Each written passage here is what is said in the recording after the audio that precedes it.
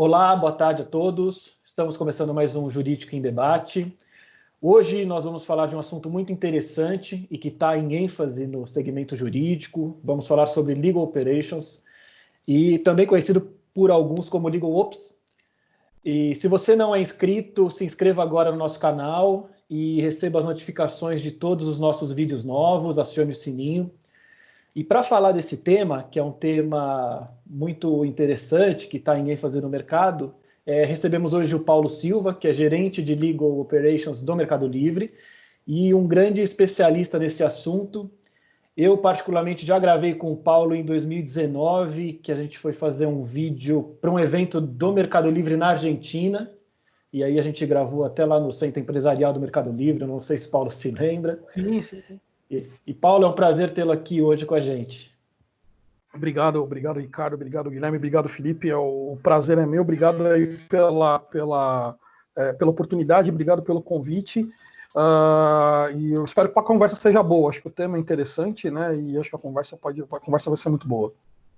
E para debater aqui junto com o Paulo, a gente tem também o Guilherme Bordon, CEO da Elol. Boa tarde, Guilherme. É um prazer ter você aqui também novamente com a gente. Boa tarde, obrigado. E esse tema aí que eu estava falando com o Paulo é sensacional, é muito legal e é um tema da atualidade, né? Um tema super interessante. Qualquer empresa aí, especialmente contencioso em massa, é fundamental ter uma área dessa no jurídico. E aí, para mediar junto comigo esse debate, hoje, pela primeira vez, temos a presença do Felipe Cardoso, que é CTO da Elol. Boa tarde, Felipe. Boa tarde, é satisfação poder conversar com o Paulo sobre esse assunto, não só sobre Legal Ops, mas todas as conversas que nós temos em relação a trazer inovação para dentro do jurídico, são conversas estimulantes e a gente sempre sai com bastante ideias do que fazer, do que levar mais rendimento, mais tecnologia e automação para dentro do jurídico. Eu acho que hoje vai ser um assunto que todos querem ouvir e vão levar bastante lições aí para o seu dia a dia nos departamentos. Perfeito, obrigado, Felipe. Então, Paulo, para começar, até para a gente conseguir se situar, né? Conta para a gente como é que está esse momento atual, nesse cenário de pandemia, como que o seu departamento está se adaptando, se vocês foram para home office, e aproveitando já, como que a tecnologia está auxiliando vocês nesse momento, né? Pensando que todos os departamentos estão em home office, acaba dificultando um pouco mais a comunicação, não tem mais aquele contato no dia a dia. Olha só, bem, o Mercado Livre, por ser uma empresa de tecnologia, acho que o processo de home office, ele não foi difícil, foi um processo que foi fácil, entre aspas, né, porque muitas áreas já faziam, já praticavam o home office pelo menos uma vez por semana, mas ele não deixou de ser desafiante, porque nós tínhamos algumas áreas em que o home office não era uma prática, né, então, que área? Principalmente uma área core do nosso negócio, que é a área de atendimento. Ela sempre foi uma área que a execução de serviço sempre foi dentro lá da melicidade que você conheceu e tudo mais. E, de repente, nesse processo, a gente está falando aqui de março, né?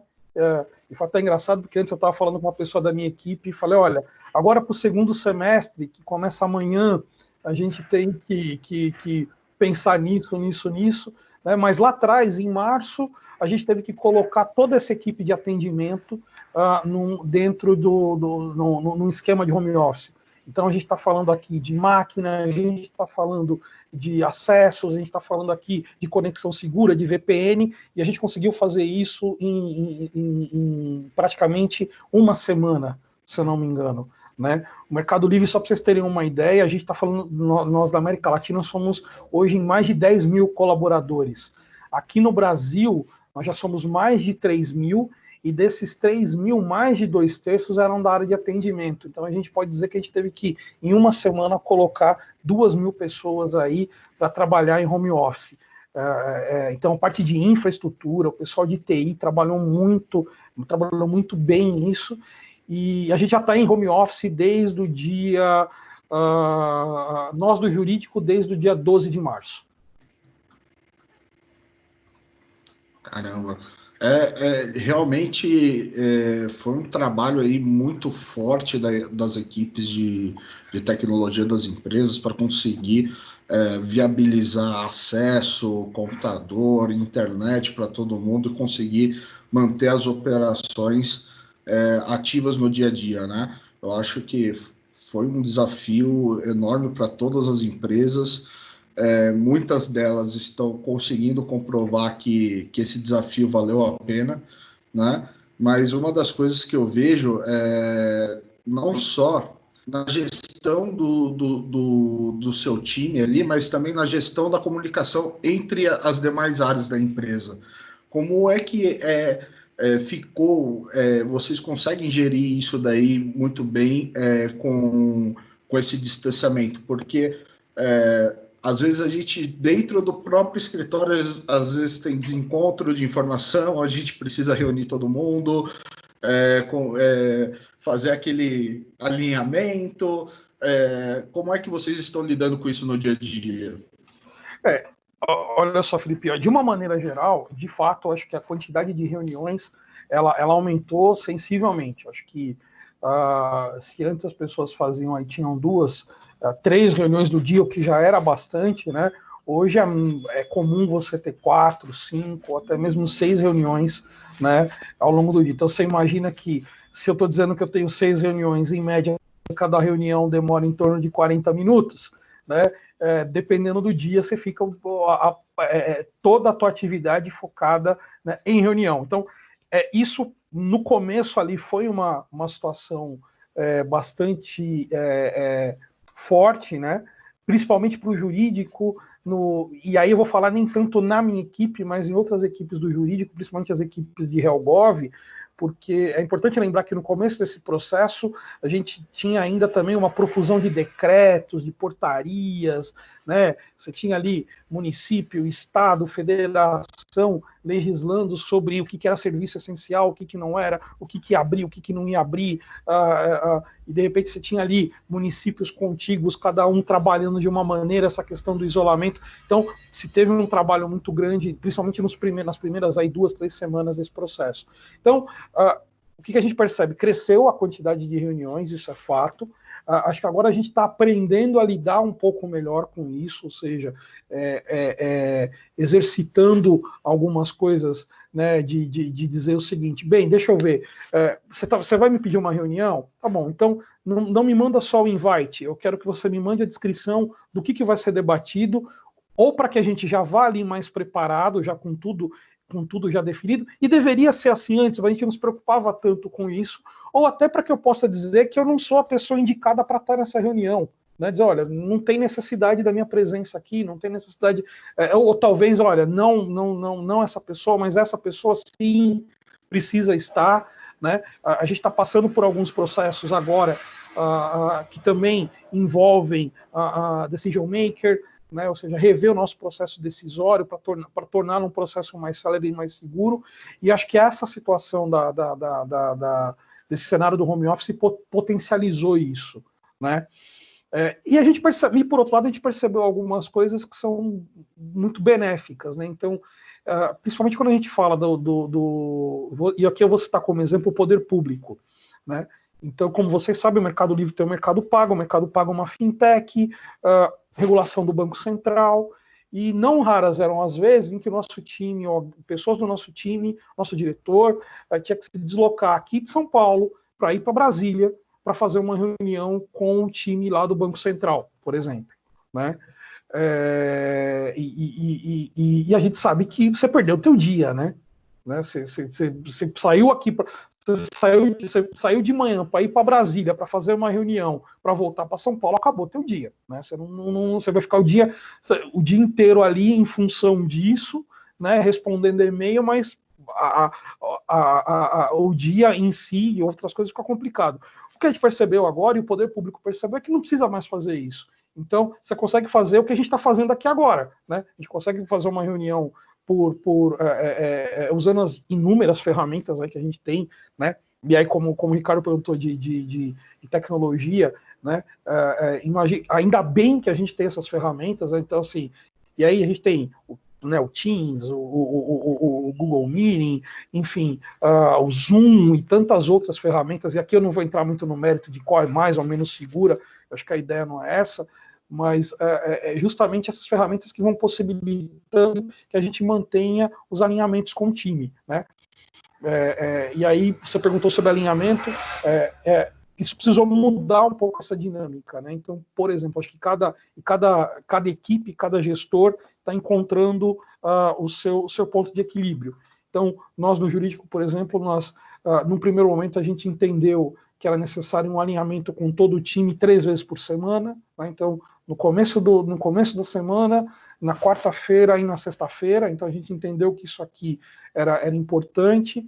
Cada um dos gestores também começou a fazer alinhamentos com o seu time, se não na mesma frequência, numa frequência parecida. Eu, por exemplo, com o meu,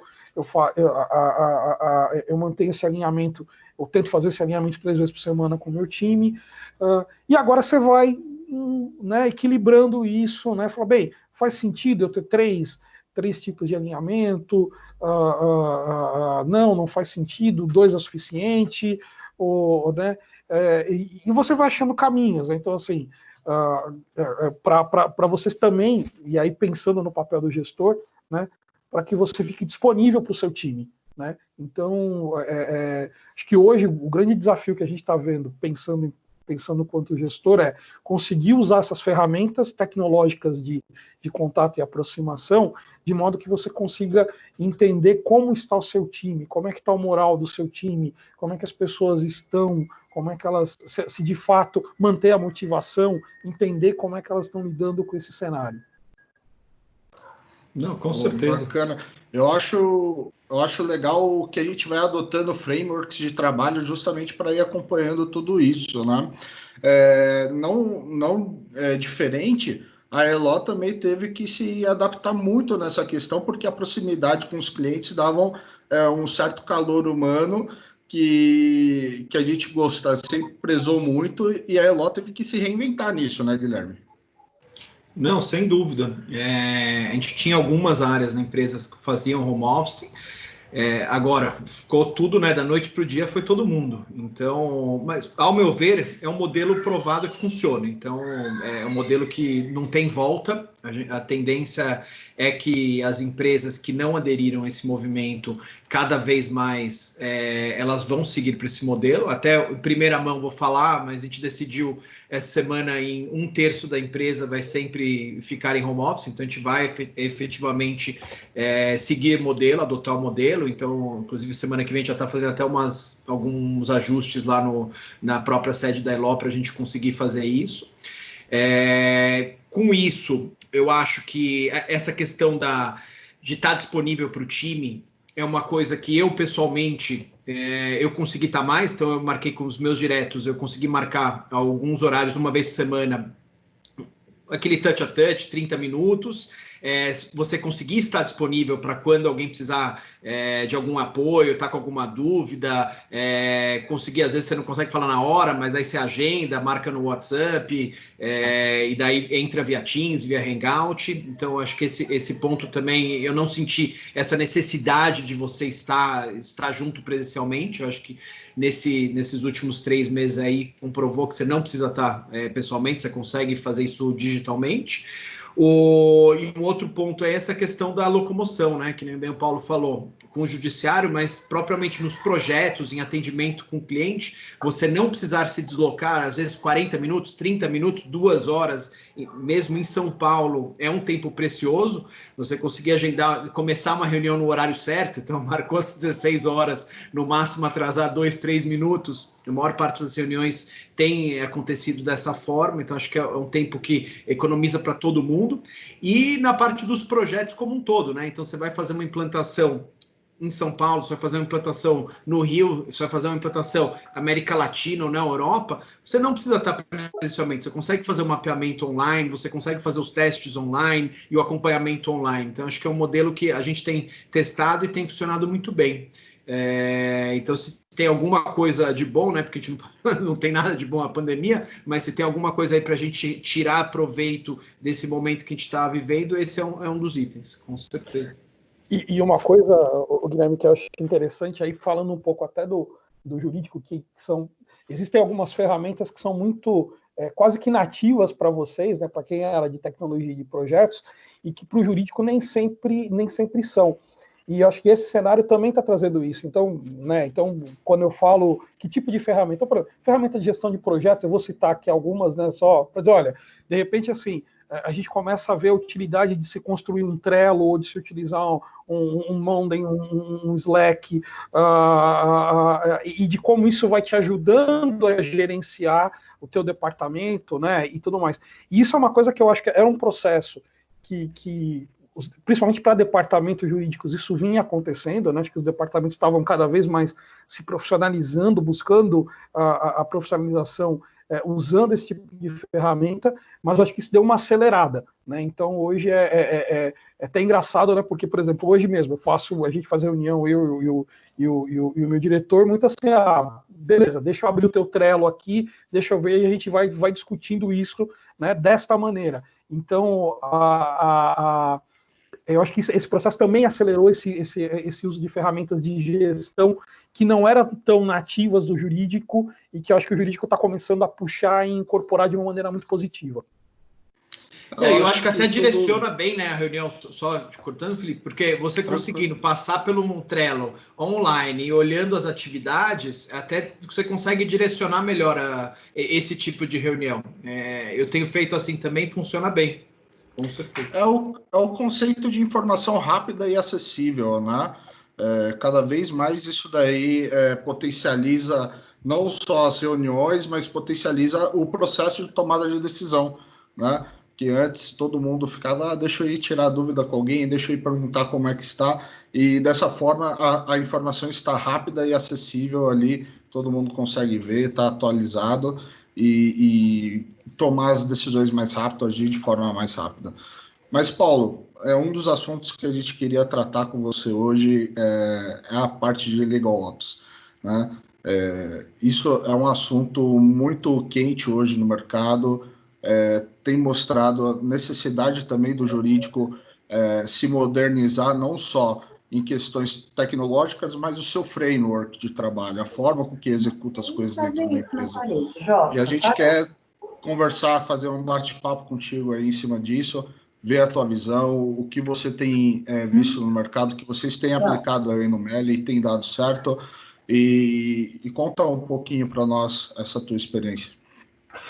Bem, vamos lá, né? Eu acho que essa questão do Legal Ops, ele está ligado, né? Óbvio, está ligado muito à questão da gestão, ele está ligado à questão da gestão legal, e de certa maneira, o que a gente tenta e aí explicando melhor, né, para quem rapidamente, para quem não conhece, quando a gente fala de Legal Operation, basicamente a gente está dizendo o seguinte: olha, eu vou olhar para o departamento jurídico, entender que esse departamento jurídico tem operações, né, e que essas operações, elas não são operações que são técnicas necessariamente, né, então todo departamento jurídico tem uma rotina de pagamento. Né? Dificilmente você vai ter todo departamento jurídico tem uma rotina de pagamento a fornecedor. Todo departamento jurídico tem o contrato, ele não nasce do nada, né? Ele tem uma rotina de solicitação desse contrato, né? E como é que ela se dá? Ela se dá por e-mail, ela se dá através do workflow, ela se dá dentro de um sistema. Então, a área de Legal Ops, ela vai olhar para todas essas atividades, ela vai olhar para todos esses fluxos, vai segregar esses fluxos, trazer para si, né, e vai dentro de uma perspectiva que visa eficiência, economia, e uma coisa que ficou muito evidente nesse momento, de continuidade do negócio, de continuidade da operação, né, ela vai olhar para essas operações, né, e vai de alguma maneira, criar processos, criar rotinas, usar ferramentas tecnológicas que garantam isso, né? Garantam eficiência, garantam... e aqui eficiência, a gente fala eficiência, economia, né? Eu posso ter necessariamente processos mais eficientes que vão gerar, sim, uma economia financeira, mas eu posso ter projetos específicos para economia financeira, né? E manter esse processo, essa rotina consistente. né? Então, muita gente me pergunta, fala assim, o Legal Ops, ele é a controladoria jurídica? Eu falo assim, não, a controladoria jurídica está dentro de Legal Ops, ela é uma frente de Legal Ops, né? É uma frente que está mais focada ali em gestão financeira, né, em gestão de provisões, né,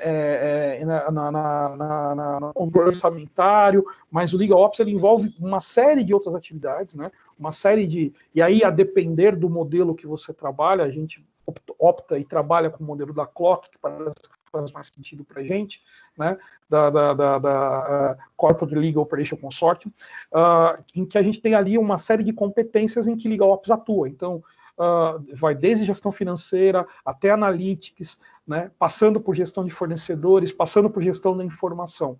Então, eu vou olhar todos esses processos, olhar todas essas operações, tiro da área técnica isso, porque o advogado que está preocupado em criar uma tese, ou a melhor tese,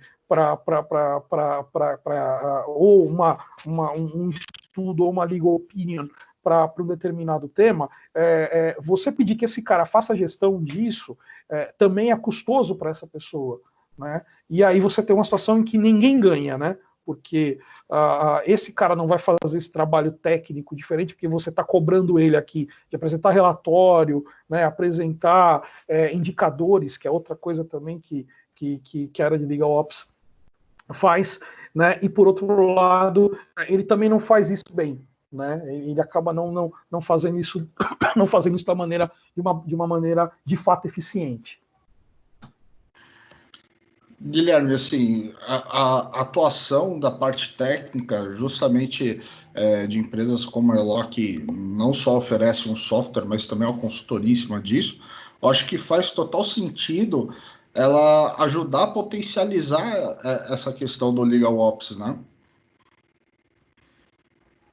Claro, o que a gente visualiza? Como o Eloy é muito personalizável, então a ideia é que o departamento ele consiga construir os seus processos dentro da ferramenta, elas se adequem aos processos do departamento. Então, acho que a ferramenta ela é o software ele é uma das ferramentas que o time de Legal Ops precisa para conseguir tocar.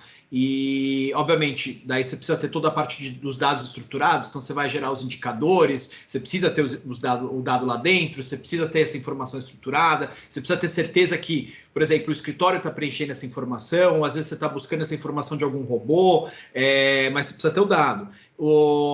Então, quanto melhor esse processo você tiver organizado dentro do departamento, melhor os dados você vai conseguir produzir.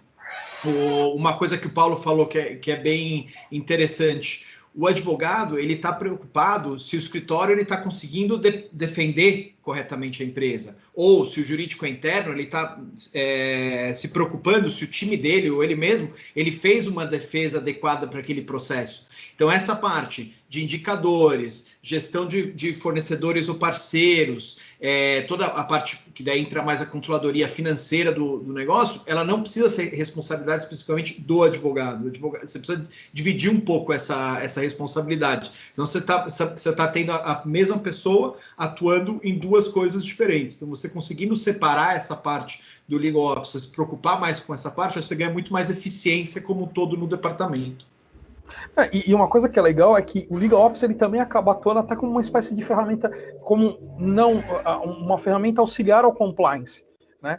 Então, você imagina que eu vou ter uma área que vai dar suporte, por exemplo, a um eventual bid, né, a uma RFP, né? Então, é uma área que vai conseguir analisar isso do ponto de vista mais objetivo, né, e entregar, por exemplo, para a área de prática legal requisitante, aspectos mais objetivos dessa RFP, por exemplo, dizendo, olha, a gente foi aqui, esse fornecedor se comporta desta maneira, ele presta serviço para os players A, B e C, a maneira de precificação dele é essa, em comparação a esse outro player, a maneira de precificação dele é essa daqui, né?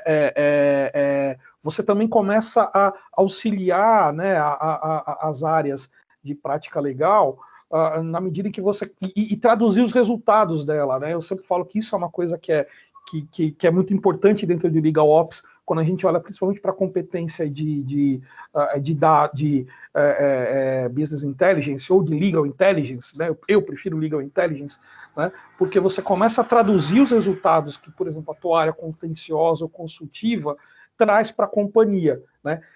E aí, como você bem observou, né, o Guilherme e o Felipe observaram, assim, então, para que você consiga fazer isso, você tem que ter uma governança de dados. Então, você tem que ter um processo muito bem estruturado, de modo que o seu dado entre com qualidade, que o seu dado entre de uma maneira que é consistente, uniforme, porque é esse dado que lá na frente vai poder te dar o resultado efetivo que a atuação da área técnica, né, trouxe para a companhia, né? Então, o quanto eventualmente ela conseguiu de economia num projeto de acordo, ou o quanto você conseguiu evitar de litígio num projeto preventivo, o quanto você conseguiu dar de retroalimentação para as áreas de negócio, para que elas mudem os processos, né, para que você mitigue riscos. Ou até para analisar, né, subsídios suficientes para você trabalhar um novo processo preventivo, né? Se você ter dados, conseguir começar um projeto de como que eu vou melhorar a minha entrada, como que eu vou diminuir minha entrada, né? Então, acho que isso é fundamental, para você poder analisar esses dados e às vezes até começar um projeto novo. Então, você não precisa estar lá na operação, no dia a dia, muitas vezes você não vai estar preocupado nisso. Então, você ter uma área separada, analisando esses dados, você consegue ter um mindset diferente, eu acho, do que efetivamente na operação.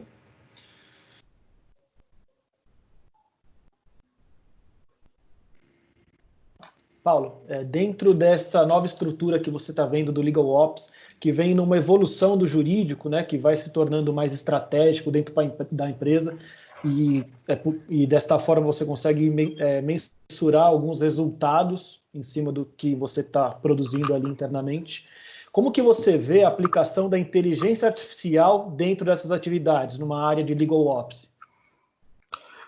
Ela é... Vamos lá, né? Acho que assim, inteligência artificial, eu vou falar não só da questão do Legal Ops, mas assim, inteligência artificial, ela se tornou para o jurídico talvez de uns 5, né, 6 anos para cá, um tema que se tornou muito recorrente em quase todos os debates, né? Quando se fala de tecnologia e jurídico, o pessoal fala sobre inteligência artificial. E aqui acho que é importante fazer um disclaimer, que é dizer o seguinte, nem todo mundo entende o que de fato é inteligência artificial, né? Ontem eu estava participando de um curso e que em um determinado momento a gente estava até discutindo isso, né? Existe às vezes uma visão equivocada ainda do jurídico, que inteligência artificial é uma coisa meio plug and play, né? Que você espetou ali, então a partir de agora eu já tenho aqui um modelo de predição que vai me indicar, analisando a base de todo o judiciário, se eu vou perder ou não vou perder determinada ação. E não é isso, né? A gente sabe que são projetos longos, projetos que demandam aprendizagem de máquina, machine learning. Então, acho que é importante fazer esse comentário. Por que eu faço esse comentário? Porque eu acho que um dos papéis da área de Legal Ops, né, eu gosto sempre de lembrar que Legal Ops ele se baseia num tripé, né, pessoas, processos e tecnologia. E eu sempre falo que essa ordem ela não é por um acaso, né? Ela é uma ordem, sim, que existe porque eu preciso ter uma equipe preparada, uma equipe que tenha claro quais são as suas atividades, eu preciso ter processos que são bem estruturados e escaláveis, e aí, com base nisso, eu vou procurar as tecnologias que mais se aplicam àquele determinado processo, né? Então, pode ser que eu esteja falando pode ser que não esteja falando de inteligência artificial para determinado processo. O processo de RPA resolve, né? Para aquela minha atividade, eu não preciso embarcar necessariamente algum componente de inteligência artificial. Um RPA resolve, um OCR resolve, né? A utilização de uma ferramenta de BPM resolve. Então, acho que esse é um papel de Legal Ops, ou seja, também ajudar o jurídico a entender qual é a tecnologia mais adequada para aquele processo, para aquela dor. Dito isso, é extremamente importante que hoje a gente perceba o quanto a inteligência artificial vai conseguir nos levar, né? Veja, eu digo que são projetos longos, mas isso não quer dizer que são projetos que, por serem longos, têm que ser descartados, né? Dizendo, não, tudo bem, não vou olhar isso agora. Não, porque eu acho que a inteligência artificial, a utilização da inteligência artificial é o que nos vai permitir, de fato, sermos preventivos. Acho que a grande contribuição que a inteligência artificial traz para o jurídico hoje, né, na maneira como eu vejo, é justamente a possibilidade de processar uma quantidade de dados grande, né, juntando aí small data, juntando big data, né, small data e big data, juntando esses dois universos, para a partir desses dois universos, de fato entregar insights, né?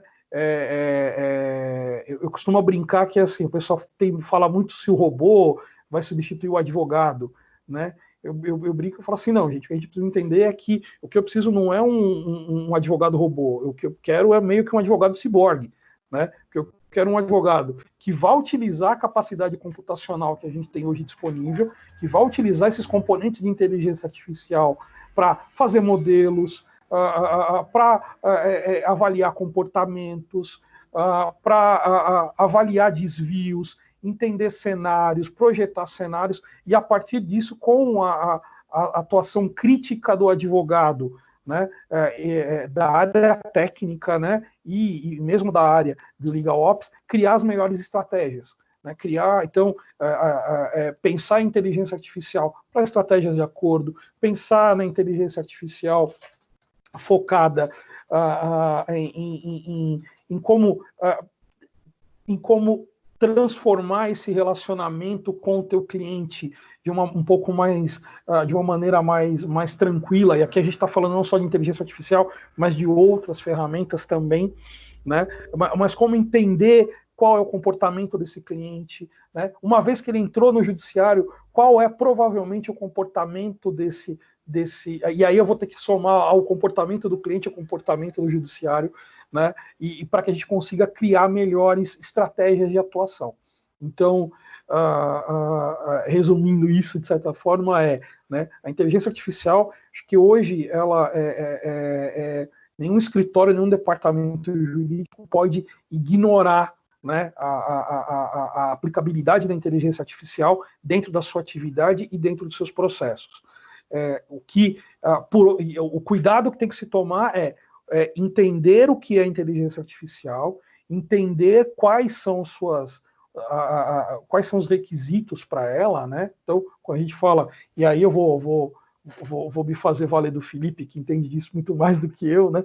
Quando a gente fala, por exemplo, de aprendizagem de máquina, que essa aprendizagem de máquina depende de um dado estruturado, depende de uma quantidade de informações, que essas informações, que a máquina, que quanto mais informação eu tiver, melhor vai ser o algoritmo que eu vou criar e que eu vou treinar, né? Que o algoritmo também é alguma coisa que que o algoritmo não é alguma coisa que eu vou criar e que eu vou deixar de lá, que ele vai, daqui para frente, ele trabalha sozinho. Não, eu preciso de tempos em tempos olhar para esse algoritmo e ver como é que ele está performando, justamente para entender se teve alguma mudança de cenário, identificar ali um eventual, né, um eventual desvio nesse algoritmo.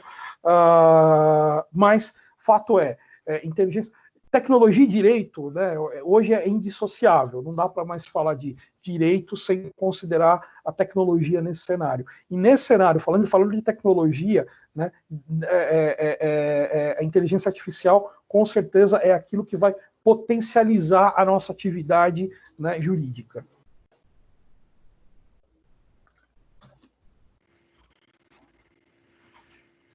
Uma das coisas que você falou, e é muito claro hoje em dia, todo assunto que ele está no hype, o pessoal tende a sempre convergir nele, né? Então, hoje, qualquer coisa que se fala de tecnologia no mundo jurídico, o pessoal tenta levar para a inteligência artificial. E, assim, hoje, para nós que somos de tecnologia, inteligência artificial não é um assunto novo, é algo já antigo. Só que é um objeto de muito estudo ainda dentro, inclusive, de universidades, porque o que nós conseguimos fazer hoje com inteligência artificial ainda é considerado muito limitado, né? Todo mundo tem uma visão muito futurista que a gente vai ter assim, um crescimento exponencial de soluções utilizando inteligência artificial, mas o que realmente hoje se prova valor com inteligência artificial é algo simples ao olhar técnico, né? Então, a questão hoje é a gente conseguir mostrar para as pessoas realmente o que agrega valor no dia a dia das operações com inteligência artificial. E outra coisa que eu gosto sempre de falar é o seguinte, toda tecnologia, seja ela inteligência artificial, seja qualquer outra tecnologia, é uma ferramenta de relacionamento. Um grande exemplo, quando saiu o primeiro smartphone, que foi lá o Steve Jobs lançou o primeiro iPhone, ele vinha com manual de instruções, né? Hoje, qual celular que vem com manual de instruções? Nenhum. No máximo, vem com a cadernetinha lá mostrando como você abre o slot para encaixar o chip. De resto, não precisa mais, porque o pessoal já habituou.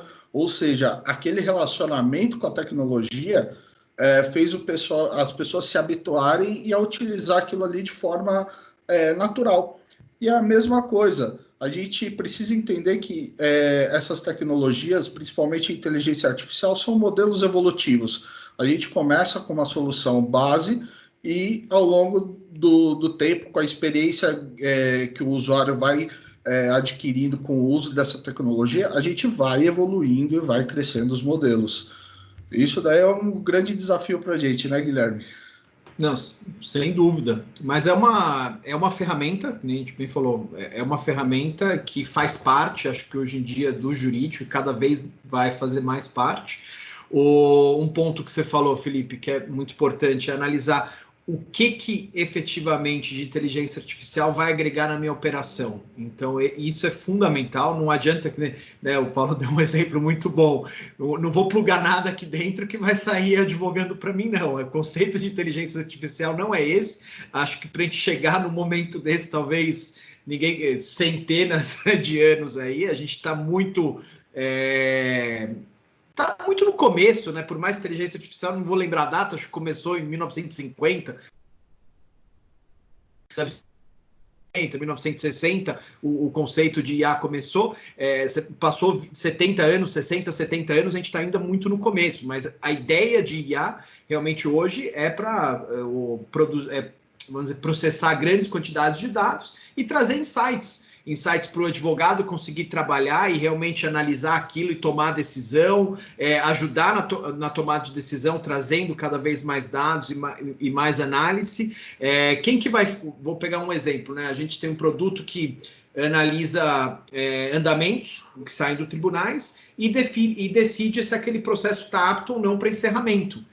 Quando você vai falar em contencioso em massa, que você tem 20, 30, 40 mil processos ativos, qual a quantidade de andamentos que saem todo mês? Se eu não me engano, 5, 6 vezes isso, então vai sair 160 mil andamentos, 150 mil andamentos no mês. Quem que vai ficar lendo aquela quantidade de andamentos para saber se aquele processo deveria encerrar ou não?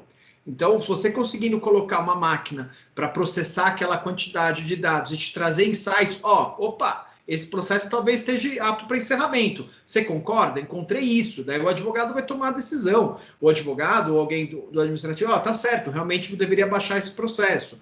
Ou o escritório. Então, isso daí é o quê? É um insight. Para isso, ele traz valor agregado para o meu produto. Então, eu acho que a ideia realmente é analisar a IA e ver como eu aplico no meu negócio. Acho que esse que é o principal ponto. E olha só, Guilherme, como o exemplo que você deu, eu acho que ele já é um exemplo muito bom no quanto isso gera valor. Porque ter um processo, né, ter uma rotina, por exemplo, que me indique processos que já estão encerrados ou que já estão em vias de encerramento, me permite, por exemplo, olhar para a minha base e olhar para a minha provisão. né? E dessa maneira, já discutir com o meu financeiro, discutir com o meu contábil, já dando uma perspectiva, dizendo o seguinte: olha, eu já posso ver, eu estou analisando aqui o início do mês, eu já posso te dizer que, dependendo de como a gente performar, no final do mês é muito provável que eu tenha aqui uma redução de provisão da ordem de tantos milhões, né? Então, isso gera valor não só para o jurídico, mas gera valor para a companhia. Né? Isso é resultado da companhia na veia, né? Isso impacta balanço. Né? Então, imagina como esse tipo de aplicação de IA contribui, né, para os resultados da companhia de um modo geral.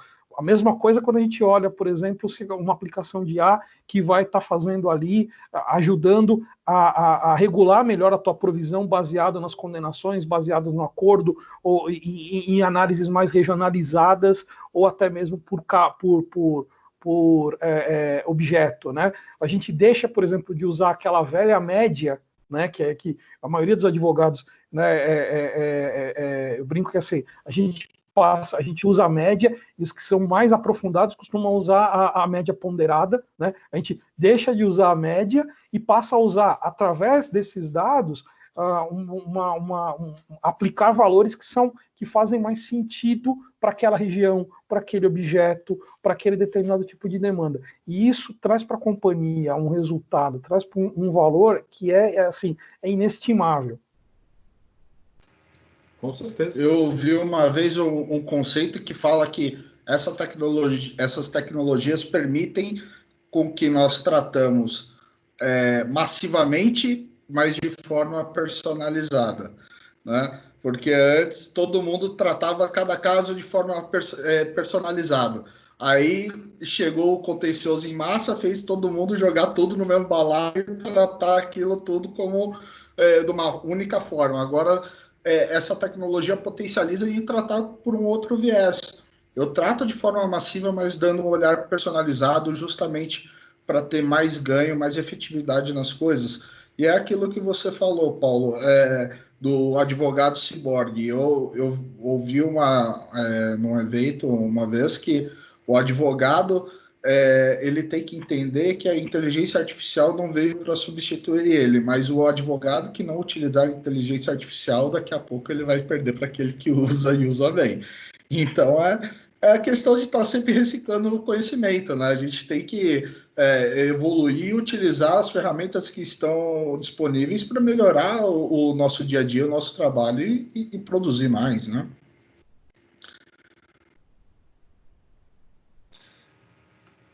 Eu acho que, até para complementar um ponto, eu acho que o advogado e tecnologia, hoje em dia, faz tudo, um faz parte do outro. Então, o advogado, cada vez mais, ele vai utilizar, já usa e vai utilizar a tecnologia. Eu brinco, né? Logo quando começou em operação, acho que 13 anos atrás, você tinha vários departamentos jurídicos com arquivo físico. Então era normal você entrar no arquivo, o departamento, você ter lá metade do departamento, você tem os advogados, sentar na outra metade era o arquivo físico. Hoje em dia é difícil você entrar num departamento e você ver arquivo físico. Não quer dizer que não tenha, mas é difícil. Por quê? Você tem todo esse processo digital, né? Então, isso daí já mudou muito o mercado.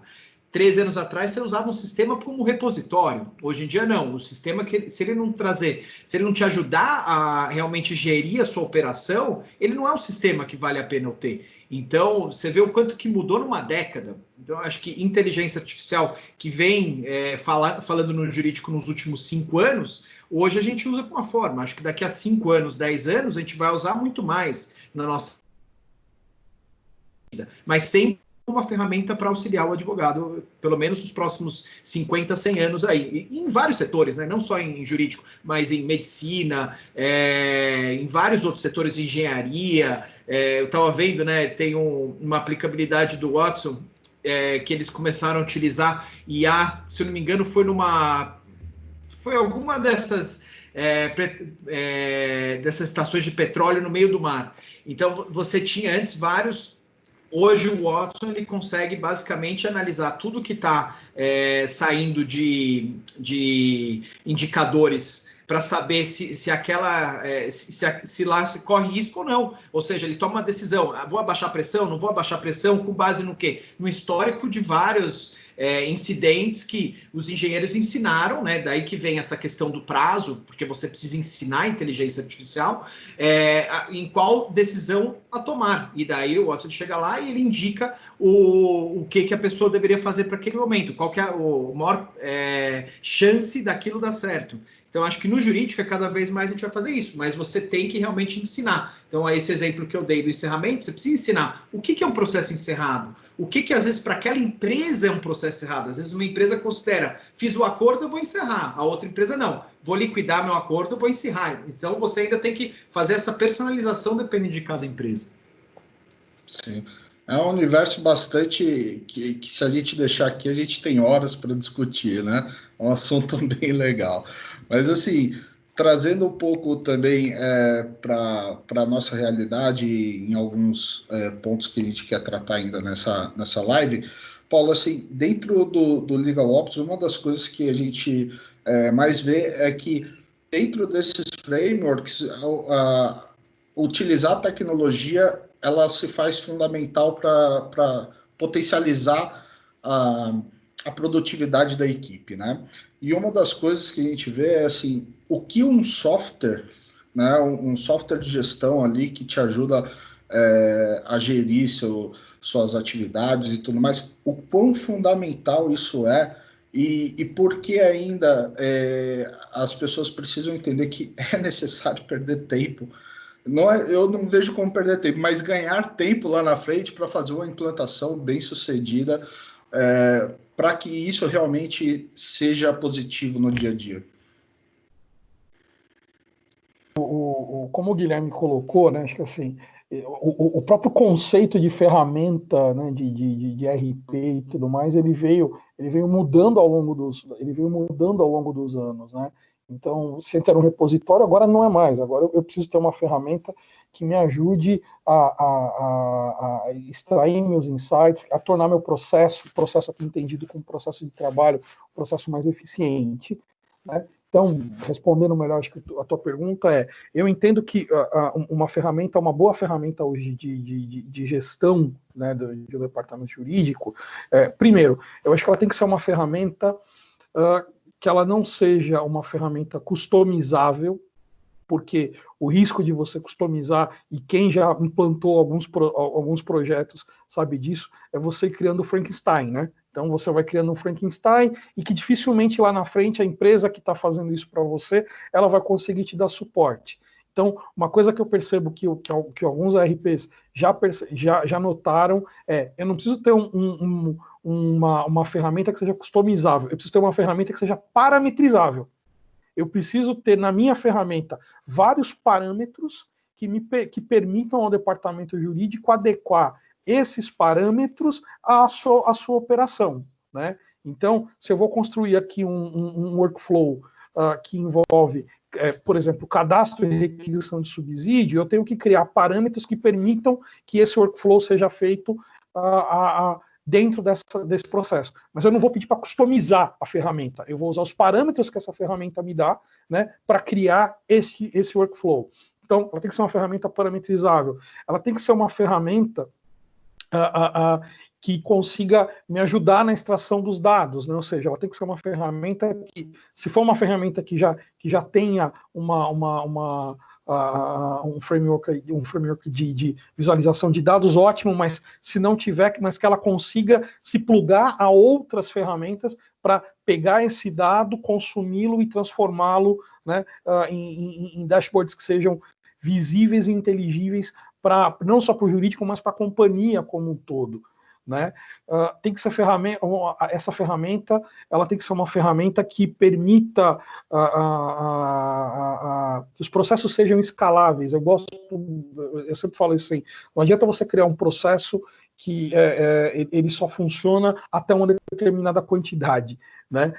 Hoje você recebe 100 demandas, o processo funciona. Amanhã você está recebendo 1000, não funciona mais. Não, tem que ser uma ferramenta que ela seja escalável, né? Uma ferramenta em que esses processos dentro dela sejam escaláveis. E acho que e talvez como último ponto, eu acho que tem que ser uma ferramenta que ela permita que as áreas interajam através desses workflows, de maneira que você não burocratize, mas que permita a restabilidade, ou seja, você consegue entender o andamento, o desenvolvimento daquela atividade, daquele processo de ponta a ponta.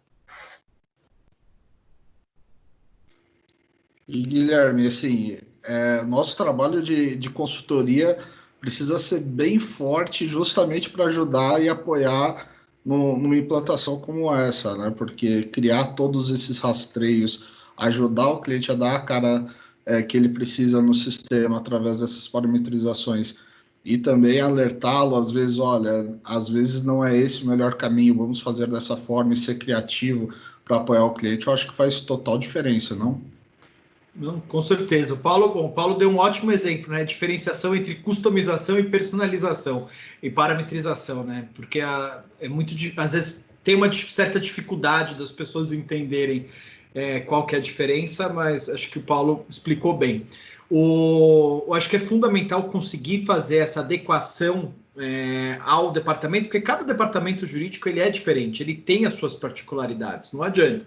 Mas às vezes você não precisa inventar um mundo customizando para atender o fim. Então, acho que a ideia sempre é tentar personalizar ao máximo, porque o parceiro que vai manter aquela ferramenta, se é um item personalizável, é mais fácil do parceiro dele conseguir dar suporte e dar para novas versões e tudo isso em cima da ferramenta. E eu acho que um ponto também que é fundamental é essa questão que o jurídico ele é vivo, né? Então, às vezes eu tenho um processo hoje, tem 8 etapas, vamos ser bem simplório. Tem 8 etapas. Amanhã eu descubro, ou preciso colocar uma nona ou preciso cortar para 4. Por quê? Porque é vivo, não adianta. Então, é importante da ferramenta ela conseguir se adequar a esse tipo de realidade também. Agora, é fundamental, comparando, né, 10, 15 anos atrás, essa mudança do conceito do realmente um software jurídico para um RP jurídico. Então, acho que essa que é a grande diferenciação. Eu tinha um repositório, hoje em dia não. Eu tenho uma ferramenta que ela vai me ajudar, me agregar na minha operação. Ela vai me dar subsídios para eu conseguir montar uma operação melhor, eu conseguir me auxiliar a gerenciar a operação. Eu acho que esse é um dos pontos principais onde a ferramenta ela ajuda a área de Legal Ops ajuda a existir. Então, acho que isso é fundamental. A ferramenta ela conseguir te auxiliar isso para dar subsídios numa área que nem Legal Ops. Muito bacana, pessoal. E para finalizar, eu queria seguir um pouco nessa questão de novas tecnologias com vocês e nesse mundo pós-pandemia que todos nós queremos que isso acabe logo, né? Pelo bem aí de todos. Quero saber de vocês, o que vocês estão vislumbrando aí, quais novas tecnologias vão entrar aí na vida do setor jurídico, dos setores jurídicos com mais força, o que nós podemos fazer também para ajudar as pessoas a evoluírem nesse sentido de democratizar ainda mais as ferramentas e auxiliar no dia a dia. Quero ouvir de vocês aí. Bom, vou começar eu então, Paulo. Eu acho que... Vamos lá, comece os especialistas. Eu acho que você tem várias... Às vezes você não precisa ter uma nova tecnologia, né? Muitas vezes você, dentro da tecnologia que você usa, ou dentro da ferramenta que você usa, às vezes você cria uma ferramenta, uma funcionalidade, e ela acaba sendo equivalente a uma nova tecnologia. Então, acho que a gente, cada vez mais, a gente tem que tentar buscar melhorias dentro da ferramenta que a gente utiliza, ou ferramentas disponíveis no mercado. Vou pegar um exemplo, né? Na Elo, a gente busca muito entender a necessidade dos clientes e tentar criar ferramentas. Então, às vezes você tem lá 5, 10, 15, 20 empresas que acham interessante alguma funcionalidade. A gente tenta trazer isso para dentro de casa e criar uma ferramenta que ainda seja personalizável, né? Para você conseguir usar ela de formas diferentes. Então, isso é uma nova tecnologia, né? E querendo ou não, ele é uma nova ferramenta. Então, esse é um ponto. Eu acho que cada vez mais a gente vai trazer esse conceito de Big Data, esse conceito de automação, esse conceito de multiplataforma. Eu acho que isso vai existir. Então, às vezes você tem um RP e você quer plugar com um sistema de ODR. Você quer transmitir, né, compartilhar as informações. Você não precisa acessar o sistema de ODR para saber o status daquela negociação, daquela conciliação. Você tem essa informação online no RP. Às vezes o sistema de ODR ele precisa ter informação atualizada porque alguém entrou em contato no seu saque que está plugado com o RP. Então, acho que esse conceito de multiplataforma, assinatura eletrônica, inclusive teve um boom aí nos últimos 3 meses aí, por causa de todo esse cenário que a gente está. Então, você está plugado com o sistema de assinatura eletrônica. Então, esse conceito de multiplataforma para você conseguir embarcar outras tecnologias e você não ter que, eu vou utilizar meu RP agora, depois eu entro lá no outro sistema, vou utilizar meu sistema de ODR, daí eu entro na parte web do sistema de assinatura, vou mandar esse contrato para assinar. Não, você cada vez mais conseguir fazer essa integração entre os sistemas, acho que isso é uma coisa que é uma tendência. Essa parte aí de automação, RPA, cada vez mais vai fazer parte do nosso dia a dia. Às vezes, antigamente, né, eu tinha o meu sistema, eu vou lançar um pagamento no SAP ou no Oracle. Daí você tinha uma pessoa que ia lá, entrava no SAP ou no Oracle e lançava o pagamento. Daí vieram as integrações. Aí você faz a integração com o SAP e com o Oracle para fazer esse processo. Isso é excelente. Você traz você traz mitigação de risco, você não vai digitar um 0 a mais, por exemplo. Então, isso é excelente. Agora, será que uma RPA não pode entrar e fazer parte desse caminho também? Será que eu preciso fazer uma integração entre os dois sistemas? Ou eu posso criar um robozinho para buscar receber informação de um lado e preencher no outro? Ou vou fazer uma integração com o meu sistema de saque. Será que eu preciso fazer uma integração? Eu não posso usar um robozinho, uma RPA, num ponto desse? Então, eu acho que a RPA cada vez mais vai fazer parte aí do nosso dia a dia no jurídico, sem dúvida nenhuma. E inteligência artificial, a gente já falou bastante, mas esse é um assunto aí que vai, nos próximos anos aí, trazer várias ideias novas aí, inovações. Eu vejo que eu acho que o Guilherme abordou muito bem, né? E esse conceito, né, de que a gente vai ter aí esse conceito multiplataforma, né? Acho que é um pouco o que a gente está assistindo hoje, né? Até mesmo com chamados super apps, né? Em que você compra, você paga a conta, você pede teu táxi, você pede teu lanche, né? Então, de certa forma, o que a gente vai assistir um pouco dentro do mundo jurídico é isso, né? Acho que assim, a gente começar a ter realmente operações multiplataformas, né? Em que a gente vai estar fazendo isso, vai estar conectando uma ferramenta de ODR, né? Que necessariamente não precisa ser acessada, mas que vai consumir vamos dizer assim, essa tecnologia, essa estrutura, né? Assinatura eletrônica. Eu acho que, primeiro, assim, a gente vai assistir um cenário em que todas essas tecnologias que hoje, né, estão sendo utilizadas pelo jurídico, elas vão ser potencializadas, né? O RPA, por exemplo, eu particularmente acredito que o RPA talvez ganhe, num primeiro momento, até muito mais força dentro dos jurídicos do que a inteligência artificial. E acho até que é bom que assim o seja, porque muitos departamentos vão perceber o potencial da inteligência artificial na medida que eles entenderem os ganhos que o RPA já traz nesse processo. Então, né, dentro dessa implantação. Então, eu acho que isso vai ser. Eu acredito que o RPA vai ser uma tecnologia que vai ganhar muito espaço. Uma outra coisa que eu acredito também é que eu acho que cada vez mais a gente vai caminhar para, de fato, uma virtualização. E aí eu sempre gosto de brincar, de falar o seguinte: a gente fala que o nosso processo ele é digital, né? O processo, né, seja lá pelas ferramentas de projudiçagem, mas eu sempre falo assim: não, o nosso processo ele não é um processo digital, ele é um processo digitalizado, né? Então, eu faço uma petição inicial, converto no Word, converto essa petição inicial em um PDF, né? Me logo no sistema do tribunal e faço um upload desse documento. Eu gerei um documento, né? Eu gerei um arquivo, né? E hoje, por exemplo, e até pouco tempo atrás, por exemplo, mas eu não consigo dentro do sistema, no tribunal, fazer uma audiência virtual. Eu preciso hoje, a gente o judiciário hoje recorre a outras ferramentas para tentar se resolver nesse momento de pandemia, né?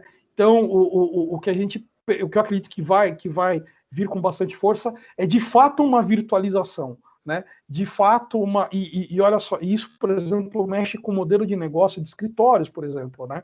Vamos falar a gente fala, por exemplo, de apps para controlar correspondentes, né? E de uns tempos para cá eu vi apps muito bons, né, desenvolvidos para controlar correspondentes. E aí, de repente, a gente começa, agora a gente está se questionando se talvez, de fato, a gente vai precisar ter um correspondente, né? Se a equipe, será que o escritório, para determinadas carteiras, né, não vai conseguir fazer isso com a sua própria equipe interna, né? Ou criar uma área ali diferente, né? Ou seja, não vai ter mais essa questão de ter que contratar um correspondente, porque agora a audiência, de fato, é virtual, né? Então, o mesmo advogado, ele vai poder fazer uma audiência no Acre, uma audiência no Rio de Janeiro, uma audiência no Mato Grosso, depois uma audiência no Rio Grande do Sul, isso no espaço de 3 horas, sem ter que se deslocar da sua posição de trabalho, né? Isso muda, né? Então, eu acredito que a gente vai entrar num processo de virtualização maior do que a gente tem hoje. E por fim, eu acho que a inteligência artificial ela vai sim cada vez mais ser utilizada.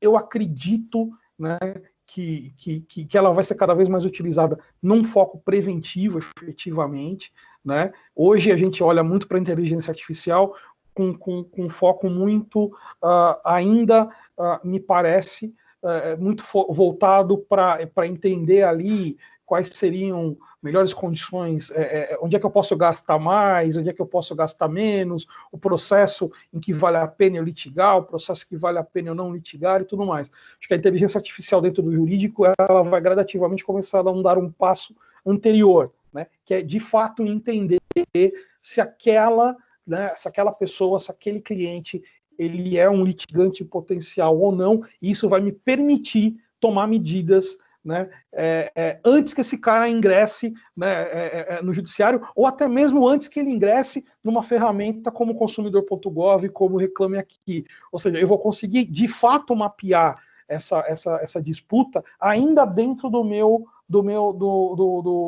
ainda dentro do meu universo, ainda dentro do meu negócio, e de fato entregar para o cliente uma experiência melhor, né? Acho que isso e o conjunto dessas tecnologias me faz crer que o jurídico vai começar a pensar cada vez mais nisso, né? Ou seja, em como colaborar para que a companhia entregue de fato uma experiência melhor para o teu cliente. Não se trata de contestar, não se trata de se eu tenho razão, não se trata se eu estou certo ou não. A grande preocupação do jurídico vai gradativamente migrar disso para dizer como eu, jurídico, consigo oferecer para o meu cliente uma experiência excelente quando ele consome o meu produto, quando ele consome o meu serviço.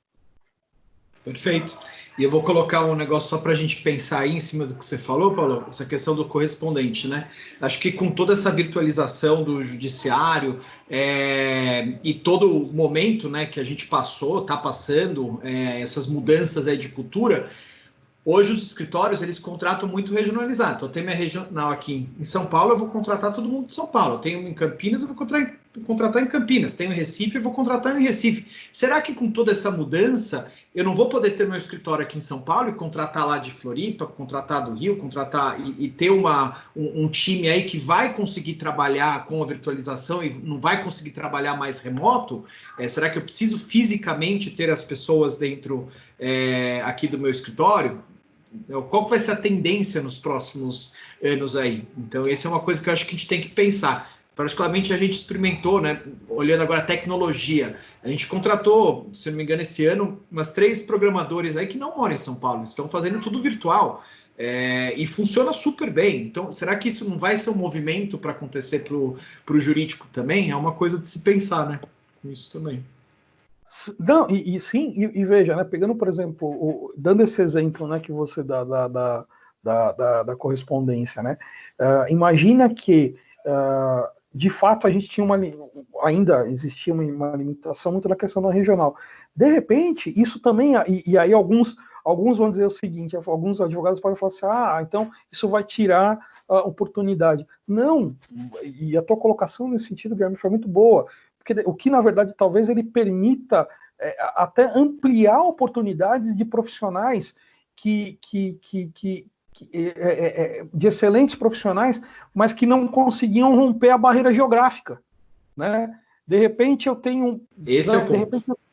De repente eu tenho um excelente advogado, um advogado extremamente capaz, competente, né, na realização de conciliações ou mediações. Né? Mas esse cara, ele, como a audiência não estava virtual e tudo mais, era questão física, ele estava ali na região dele. Na medida que a gente vai virtualizando isso, esse advogado, extremamente competente e capaz nas mediações e conciliações, ele vai poder prestar serviço para um público muito maior.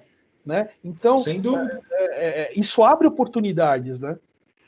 Não, eu acho que o maior ganho da tecnologia é justamente transcender as fronteiras, né? Eu acredito ainda que a tecnologia vai democratizar ainda mais a questão de oportunidades e também vai mostrar um outro viés, que é justamente eu não preciso estar ali o dia inteiro num lugar específico para que o meu trabalho possa ter um efeito, né? Eu acho que todo mundo que realmente entender esse movimento vai conseguir extrair uma melhor qualidade de vida, vai poder trabalhar com mais foco, dando também tempo para coisas que são mais importantes, que nem nós que vivemos numa metrópole, a gente sabe o tanto de tempo que a gente gasta em deslocamentos, enfim. Hoje você vê que as pessoas estão se incentivando mais a estudar porque tem tempo de fazer isso, porque estão trabalhando de casa, não precisam sair de casa também para ir numa universidade ou ir num curso, não, conseguem fazer tudo ali naquele momento. Eu acho que é um movimento que veio para ficar. Eu acredito que não vai ser a distância física que vai diminuir o calor humano no tratamento. Pelo contrário, eu acho que a gente vai se reinventar nos relacionamentos. E eu acho também que uma das coisas que todo mundo está conseguindo fazer é realizar aquele sonho de William Bonner, né? Trabalhar de terno e gravata, mas a bermuda por baixo da bancada, né? Então todo mundo trabalha mais à vontade, sem se sentir tão pressionado, e as coisas fluem bacana. Cara, eu gostei muito da conversa, tá? Queria aí que o Ricardo fizesse a observação dele também. Isso foi muito bom. Já está aqui com o tempo estourado. Eu agradeço imensamente ao Paulo pela presença, por poder compartilhar o seu conhecimento com a gente. E espero que você participe também de outros debates mais para o futuro. Agradeço também ao Guilherme e ao Felipe por estarem aqui também debatendo com a gente. O primeiro debate do Felipe. Também espero contar com ele em outros. E, por fim, se você ainda não se inscreveu, se inscreva no nosso canal, ative o sininho aí para receber a notificação de todos os nossos vídeos novos. Nosso bate-papo de hoje foi muito bom mesmo, espero que tenha sido muito positivo para todo mundo. E quem puder pode compartilhar, envie esse vídeo para quem você considera que tem interesse. E é isso. Um abraço e até o próximo Jurídica em Debate. Muito obrigado, gente. Valeu, foi um prazer, viu?